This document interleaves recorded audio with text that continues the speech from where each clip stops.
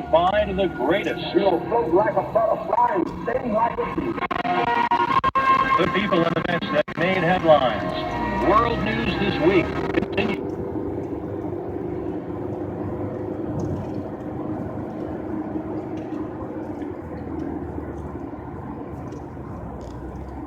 Are often the targets of con artists, hawking shady investment deals and phony charities.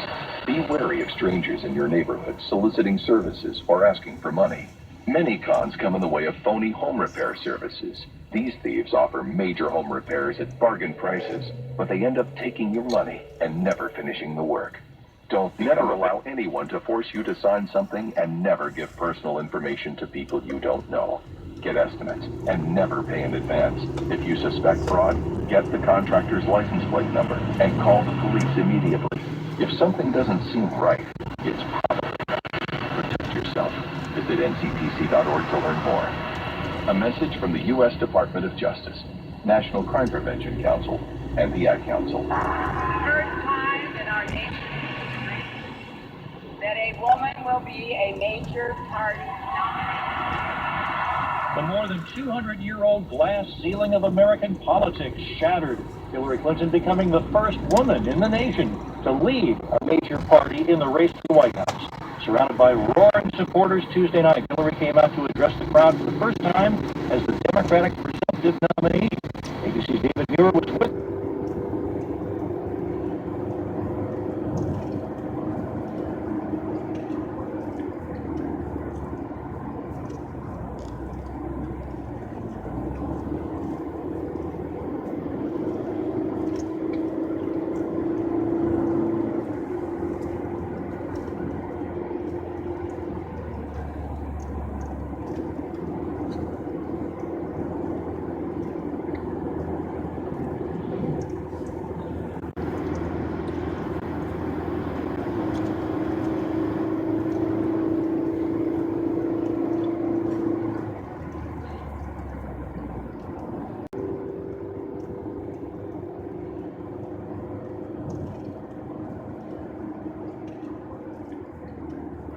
around the world when it comes to women's rights. Is having the first female American president part of that unfinished business? It is, David. It is, of course, symbolic, but symbols mean something, and symbols often can spark hope and action in people, particularly young people. And I think it will be a real milestone with my nomination for our country, but it will also send a signal around the world. and then the announcement from the Oval Office. He's with her. I want those of you who've been with me from the beginning of this incredible journey to be the first to know that I'm with her. I am fired up, and I cannot wait to get out there and campaign for Hillary. President Obama is posting his video endorsement of Hillary Clinton just hours after meeting with rival Bernie Sanders at the White House. But Sanders isn't trailed just yet.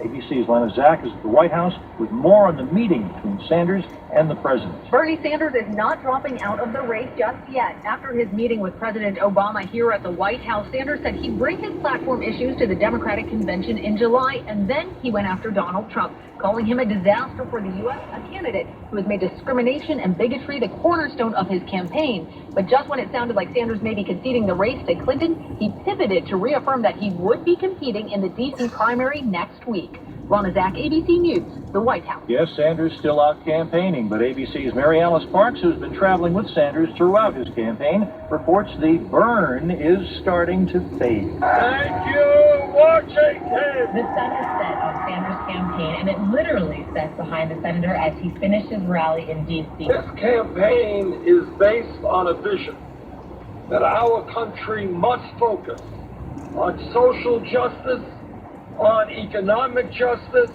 on racial justice, on environmental justice. He held addressing to the typical Sanders rally, but he made no mention of his opponent, or the words convention, Philadelphia, superdelegate, or contested. Bernie, and some said stay in the race. Sanders plans to weigh his future this weekend back home in Vermont. Mary Alice Park, ABC News, Burlington. And not a concession, but a thank you from Bernie to his supporters. Let me thank all of you for being part of the political revolution. But even as Hillary Clinton clinches history, her email scandal once again rears its ugly head.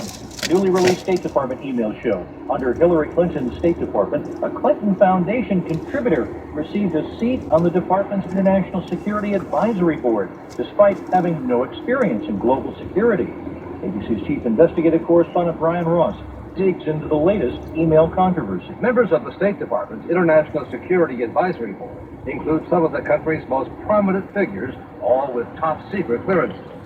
But in 2011, the Clinton State Department also added Rajiv Fernando, a wealthy Chicago commodities broker known for raising and giving hundreds of thousands of dollars to Democratic campaigns. At her confirmation hearing, Clinton vowed foundation donors would not receive special treatment. The new Clinton emails also show that when ABC began asking questions about the appointment of Fernando in 2011, top Clinton aide Cheryl Mills asked the press officer to stall for 24 hours.